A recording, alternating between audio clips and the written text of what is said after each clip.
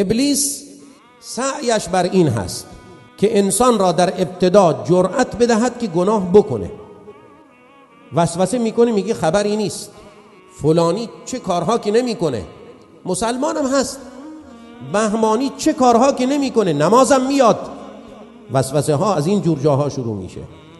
الله تواب است، الله رحیم است. همینطور انسان را دچار آرزوها میکند، گستاخ میکند انسان را که گناه بکنه. بعد که گناه کرد در دل او وسوسه میکنه که کار تو زار است، یعنی تو رو ناامید میکنه که توبه نکنی. ولی الله چه میفرماید؟ بگو به آن بندگان من که در گناه اسراف کردند اونها از رحمت من ناامید نشن، چرا که الله تمام گناهان را میبخشد، چرا که او بسیار مغفرت کننده و بی نهایت مهرورز است.